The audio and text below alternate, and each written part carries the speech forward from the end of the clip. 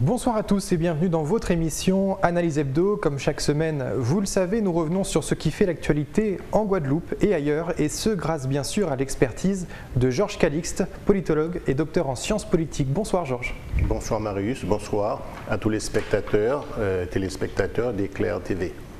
L'école en Guadeloupe est-elle désacralisée? La mobilisation du collectif contre l'obligation vaccinale peut-elle trouver un second souffle? Et enfin, va-t-on vers des nouvelles sanctions pour la négation ou la banalisation de l'esclavage? On décortique cela ensemble dans un instant.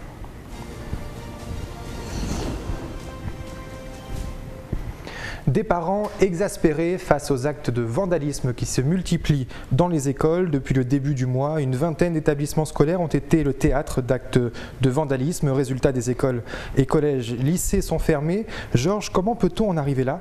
Est-ce un signe d'une désacralisation de l'école en Guadeloupe?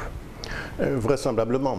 Et l'idée que je défendrai au niveau de l'opinion publique consiste à dire qu'en même temps que le système éducatif a sacralisé l'enfant, il a contribué à désacraliser l'institution scolaire. C'est-à-dire que le paradigme où l'enfant élitiste, il faut le reconnaître, où l'enfant devait s'adapter à l'école de telle sorte qu'il y ait une sélection scolaire, tombe, puisqu'en réalité il a été inversé. Ce n'est pas l'enfant qui doit s'adapter à l'école, mais c'est l'école qui doit s'adapter à l'enfant. Dès lors qu'on part sur ce paradigme, ça veut dire que l'on met l'enfant au centre du dispositif et que par conséquent, il devient un intermédiaire entre les adultes que sont ses parents et les adultes que sont les enseignants. Analysons un peu plus les différentes causes. Et j'invite les téléspectateurs d'Éclair TV à l'article rédigé par Patrick Cabonnel et Pierre Duriot sur l'école est-elle désacralisée. Et il trouve un certain nombre de facteurs qui expliquent cette évolution qui me semble tout à fait pertinent. D'abord, premier facteur, il est d'ordre socioculturel. Depuis 1968, on a vu basculer sur le plan socioculturel la représentation de l'enfant au sein du système éducatif, et dès lors, ce n'est plus l'enfant qui doit vraiment s'adapter à un certain nombre de contraintes. Plusieurs pédagogies ont tout à fait l'approche inverse, à savoir que c'est plutôt l'école qui doit s'ouvrir et essayer de comprendre l'enfant. Autrement dit, après 1968, on constate que les pulsions, les désirs de l'enfant sont au centre des préoccupations, qui fait qu'à un moment donné, il y a eu cette évolution où l'enfant est devenu l'enfant roi. Il est également devenu l'enfant roi parce que le système judiciaire, le droit, lui a été favorable et donc a évité les châtiments corporels, choses qui sont légitimes puisqu'il faut également reconnaître que ces châtiments corporels faisaient l'objet d'un certain nombre d'excès, en tout cas qui pouvaient aller même jusqu'à nuire à l'intégrité physique. Et autre élément qu'il faut prendre en considération, c'est la démocratisation de l'accès au savoir.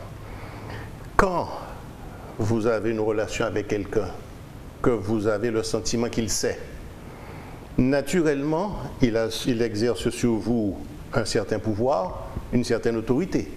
C'était le cas des pères et en particulier le cas des instituteurs. Or maintenant, cette démocratisation de l'accès au savoir fait que l'enfant peut avoir de l'information en dehors même du système scolaire, en dehors même de son cercle familial, et par conséquent, il n'y a plus ce respect lié à l'autorité de celui qui sait, puisqu'il a également, lui, la capacité de savoir. Et je voudrais insister sur deux points que l'on pourra retrouver dans l'article. D'abord, regardez la publicité. Il y a un très bon article donc, de Pierre Duriot qui le montre. La majeure partie des cas, lorsqu'on veut faire les parents entrer dans un processus de consommation, on montre l'enfant et on montre également les parents qui se soumettent au choix de l'enfant, au point que dans certaines publicités, l'image même du père est ridiculisée comme étant celui qui ne sait pas parce qu'il ne satisfait pas le besoin consommatoire de son enfant. Ce sont, si vous voulez, autant d'images qui contribuent à déstabiliser, en tout cas, les représentations de l'autorité paternelle. Enfin, je voudrais rappeler que depuis maintenant ces 50 dernières années, il y a une précarité beaucoup plus grande au niveau des différentes franges sociales. Il y a également, sous le plan économique, une nouvelle répartition des rôles sociaux masculins et féminins. Les femmes travaillent davantage. Les enfants sont donc plus en contact avec l'extérieur qu'avec leur propre cercle familial. Et dès lors, il y a une influence que l'on ne peut méconnaître. En conclusion, sur cet aspect, je ne pense pas qu'on verra un amenuisement, en tout cas une atténuation des agressions vers l'école. Alors ça peut être l'agression des parents qui sont maintenant de plus en plus fréquents, qui deviennent presque un lot commun.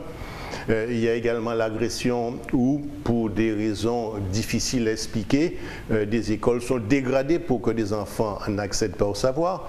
Mais je reste persuadé que ce sont ceux qui en veulent à l'école pour des raisons diverses, probablement se retrouvant dans ce que j'ai expliqué, qui s'attaquent actuellement aux institutions scolaires.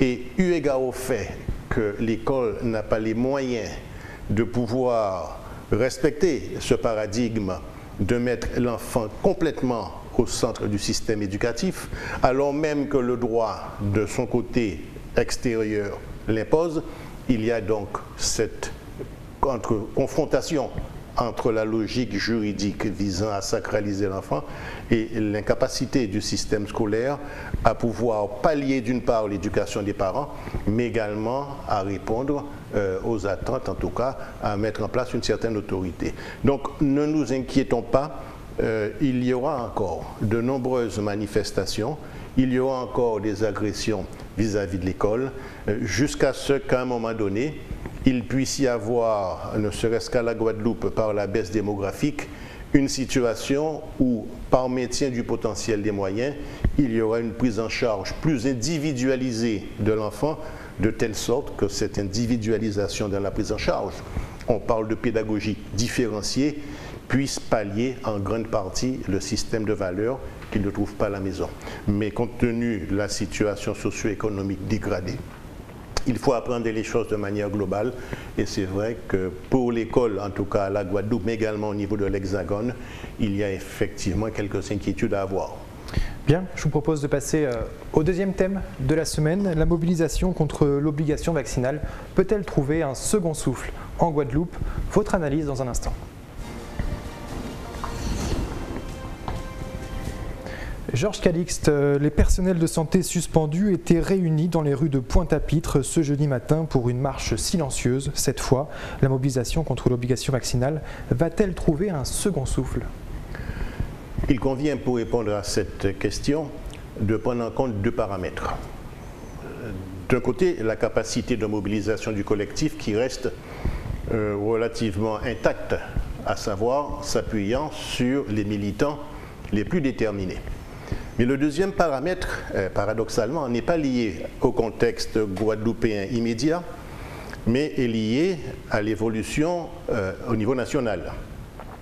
En effet, on a vu Gabriel Attal, le responsable du gouvernement, le porte-parole du gouvernement, dire « Attention, nous allons progressivement assouplir les différentes mesures de telle sorte que début avril, donc on a quelques jours des élections présidentielles, il puisse y avoir quasiment une restitution de liberté. » Donc en fait la question au regard de ces deux problématiques est la suivante pour le collectif. Est-ce qu'il saura résister à un retour à la normale? La réponse est oui, pour deux raisons.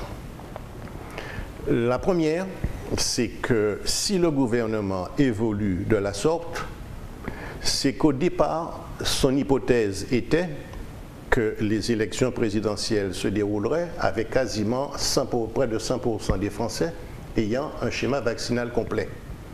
Or, au moment où je vous parle, il y a encore près de 9 millions de Français qui ne sont pas vaccinés. Donc l'objectif d'une vaccination à 100% n'est pas atteint. Mais surtout, et c'est ce qui nous intéresse, la France, qui reste cependant l'un des pays les plus vaccinés, avec pas loin de 80% d'un schéma vaccinal complet, a été également celui où il y a eu le plus grand pic de contamination parmi les pays européens, puisqu'à un moment donné, on a, rappelez-vous, dépassé les 500 000. Ça veut donc dire qu'établir une corrélation forte entre le fait qu'il y ait 100% d'un public vacciné et une protection importante par rapport à la contamination, même s'il semblerait qu'il y ait eu une plus grande efficacité par rapport au système hospitalier qui était moins tendu, il n'empêche que la corrélation n'est plus établie. Autrement dit, et je reviens à la Guadeloupe, où une mission parlementaire doit venir concernant cette problématique, dès lors qu'il n'est plus démontré qu'une vaccination, enfin qu'il soit d'abord difficile d'atteindre 100% de vaccination, mais qu'un taux de vaccination important mettait complètement à l'abri d'une contamination, ça flirte, en tout cas de très près, avec une certaine méfiance sociale. Même si, je répète, la corrélation par contre a été très nette, elle a été faite entre la prise du vaccin et le fait que le système hospitalier dans certaines régions du Nord soit moins tendu. Par contre, il l'est beaucoup plus dans certaines régions du Sud. Donc le préfet, et c'est là où je vous dis que probablement qu'il n'y aura pas en tout cas d'affaiblissement du mouvement, en tout cas dans les 3 semaines qui suivent, le préfet, à un moment donné, combien de temps va-t-il maintenir la Guadeloupe dans une situation d'application du pass vaccinal, alors même qu'au niveau national, ce pass vaccinal sera remis en cause, ce que prévoit la loi, surtout qu'il sera remis en cause parce qu'un éminent professeur comme Eric Com, je ne fais que reprendre ses propos, dit attention, il n'y a pas forcément un lien puissant, en tout cas une forte corrélation, entre le fait d'être vacciné à 100% et le fait qu'il n'y aura pas forcément d'incidence, en tout cas en termes de contamination.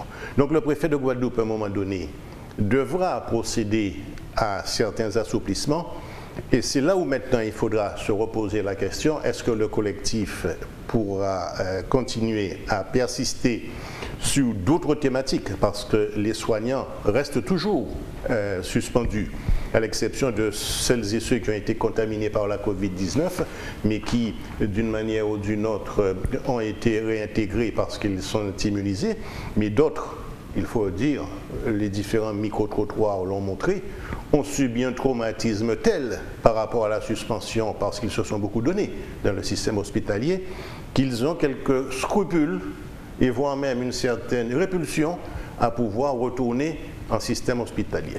Attendons, dans les 3 semaines qui suivent, je reste persuadé que la dynamique du collectif restera intacte. Maintenant, que va-t-il se passer lorsque le préfet assouplira au point d'enlever un certain nombre d'impératifs du pass vaccinal, alors que le pass sanitaire reste? Ce n'est pas parce que le pass vaccinal sera enlevé que celles et ceux qui refusent le schéma vaccinal complet seront réintégrés, parce que eux, ce qui fera obstacle à leur intégration, c'est le pass sanitaire dont les dispositions, pour certaines professions, sont toujours en vigueur. Dans les 3 semaines, ne nous attendons pas, à mon avis, à un calme sur le front social. Bien, je vous propose de passer au 3e et dernier sujet de la semaine, sanctionner le négationnisme sur l'esclavage. La proposition est déposée à l'Assemblée. Votre analyse dans un instant. Un texte pour sanctionner le négationnisme sur l'esclavage a été déposé par le député LREM de la Guadeloupe, Olivier Servat, jeudi à l'Assemblée. La proposition peut-elle être validée ? Alors, il s'agit d'une proposition, et je voudrais reprendre, si vous voulez, la chronologie. Et j'invite d'ailleurs les téléspectateurs à aller sur le site de l'Assemblée et en particulier à lire l'exposé des motifs. Il s'agit d'une proposition de résolution. J'expliquerai tout à l'heure ce que c'est. Alors en fait, cet exposé des motifs est parti de propos de quelqu'un qui s'appelle Christine Angot, qui, dans une émission On n'est pas couché, avait dit mais il ne fallait pas comparer l'esclavage et la Shoah en termes de déshumanisation. Oui, la Shoah peut être considérée comme déshumanisante parce qu'il y a eu l'Holocauste. Il y a eu donc des millions de personnes d'origine juive qui ont été dans les camps de concentration exterminés. Par contre, elle dit que concernant l'esclavage, eh bien, il fallait que les esclaves soient en bonne santé pour être vendus. Ça veut donc dire que la déshumanisation pour les Juifs qui les conduisait à la mort doit être différente de la déshumanisation des esclaves parce qu'il fallait les maintenir en bonne santé. Et rappelez-vous, deuxième élément de contexte, que Éric Zemmour a eu l'occasion dans une émission de rappeler que la colonisation en Afrique avait mis fin à l'esclavage puisqu'il estime, lui, que l'esclavage est un processus civilisationnel et qu'il a existé dans l'histoire, dans toutes les grandes civilisations. Face à un certain nombre de dérives verbales, la classe politique, en tout cas Olivier Servat, s'en est ému. Et donc, sa démarche a été la suivante. Il y a la loi de juillet 1881, qui est la loi sur la liberté de la presse. Et que dit cette loi? Que la presse a sa liberté, mais ne peut pas faire ni l'apologie, ni la négation d'un certain nombre de crimes contre l'humanité. S'appuyant sur la loi Taubira de 2001, qui reconnaît l'esclavage comme crime contre l'humanité, un certain nombre d'écrits comme ceux-là, relatifs à l'esclavage, auraient dû être sanctionnés. Et il y a déjà eu depuis, ce qui n'a pas été le cas, il y a déjà eu depuis 2017 une loi qui a étendu cette possibilité de sanction, mais qui cependant a vu deux de ses dispositions. C'est la loi du 27 janvier 2017 qui a vu deux de ses dispositions sanctionnées, censurées par le Conseil constitutionnel, en estimant, que les termes de la loi de janvier 2017 étaient trop larges et par conséquent étaient de nature à empiéter, voire à remettre en cause partiellement la liberté d'expression au niveau de la presse. Mais fait plus important, et c'est la raison pour laquelle, une des raisons pour laquelle je me suis intéressé beaucoup à ce sujet, pour qu'il puisse y avoir des négations. Donc on est dans le négationnisme, pour nier par exemple l'esclavage en tant que fait colonial, pour le banaliser ou voire même en faire l'apologie, pour être sanctionné si on en fait l'apologie, il faut que le crime contre l'humanité ait été jugé par une juridiction française ou internationale pour qu'il puisse y avoir sanction. Or, et c'est là où on constate que même s'il y a une loi mémorielle qui est la loi Taubira, il n'y a jamais eu aucune juridiction qui se soit prononcée tant au niveau national qu'international sur l'esclavage colonial comme crime contre l'humanité, ce qui n'est pas le cas de la Shoah. Donc en l'espèce, vous pouvez, si vous tenez des propos négationnistes, donc vous niez la Shoah ou vous en faites l'apologie, vous pouvez être condamné.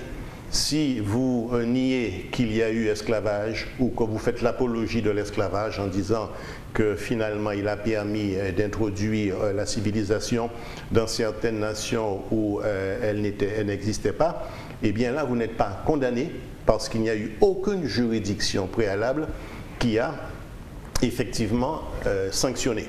Alors Olivier Servat, qu'est-ce qu'il fait? En fait, il demande par une proposition de résolution, je rappelle qu'une résolution dans le droit français doit être différenciée de la loi. La loi est contraignante, les décrets d'application sont contraignants. Par contre, une résolution n'est qu'un simple avis qu'une assemblée, en particulier l'Assemblée nationale, donne sur un sujet. En fait, il s'agit beaucoup plus d'une démarche de sensibilisation en vue de pouvoir déposer une proposition de loi ultérieure qui va encore élargir le champ de l'application, en tout cas de la sanction par rapport à toutes les formes de dénégation des crimes de négation de crimes contre l'humanité. Et c'est vrai que nous sommes là dans une situation où il faut voir dans quelle mesure le Conseil constitutionnel va continuer à mettre en avant le fait qu'il n'y ait pas eu de jugements nationaux ou internationaux contre l'esclavage. Donc c'est une démarche audacieuse de la part d'Olivier Servat, qui a d'ailleurs retrouvé l'appui d'un certain nombre de parlementaires qui ne sont pas forcément de La République En Marche. Cette démarche a la caution du gouvernement, puisque le propre d'une proposition de résolution, c'est d'être soumise avant au gouvernement, puisque au terme de la modification constitutionnelle de juillet 2008, cette proposition de résolution ne doit aucunement engager la responsabilité du gouvernement, qui doit donner son aval préalable. Donc au moins la démarche d'Olivier Servat a eu cet avantage d'une approche transversale, de pouvoir avoir l'accord du gouvernement et à terme aboutir probablement à une loi, mais dont il faudra voir le Conseil constitutionnel comment il appréhendera, est-ce que sa doctrine a évolué. Comme quoi la France reste toujours attachée à ce devoir de mémoire, mais pas à ce devoir de repentance. Et par conséquent, c'est le vieux débat entre la mémoire et la repentance, non pas en termes de réparation financière, mais en termes de reconnaissance objective. Et le débat donc continue et continuera certainement. Merci Georges pour votre analyse. On vous retrouve la semaine prochaine pour un prochain numéro d'Analyse Hebdo. Merci aux téléspectateurs de nous avoir suivis. Passez une excellente semaine sur Éclair TV.